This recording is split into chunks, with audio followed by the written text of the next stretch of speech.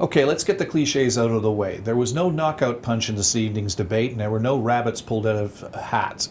Now, as to who won, well, that depends on really what your opinion is going into the debate, what your expectations were, what your biases are, what you were looking for, what you were wanting to hear, what you were hoping to hear.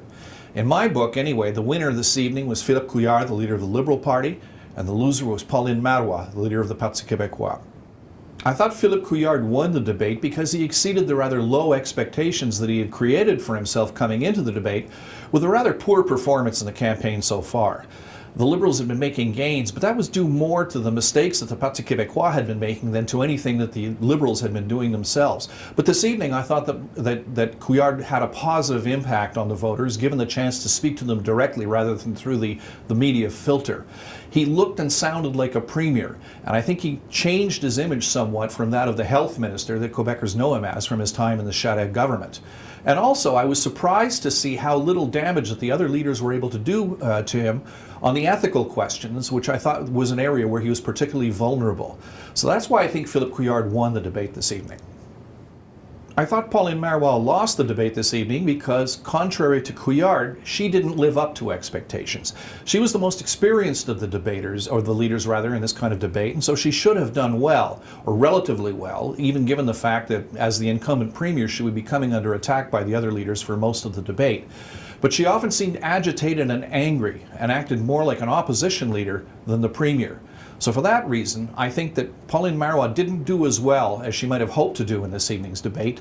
In particular, she found herself under attack from the other party leaders on the subject of the referendum, and I don't think she was able to use this debate this evening to change the subject of the campaign away from the sovereignty referendum onto issues that would be more favorable to her, such as the Charter of Values and the ethics question.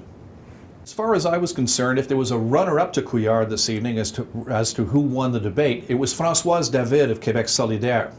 Now, Françoise David was just as good as she was in her first debate in 2012, and just as she did 2 years ago, she used this one effectively to try and win support away from the Parti Québécois, which is her main adversary in the election. The thing is, however, because we know Françoise David by now, she didn't have the element of surprise going for her this time the way she did in 2012. Finally, I thought François Legault of the Coalition Avenir Québec party was solid tonight, but I think he needed to be spectacular in order to turn things around for his party in this campaign.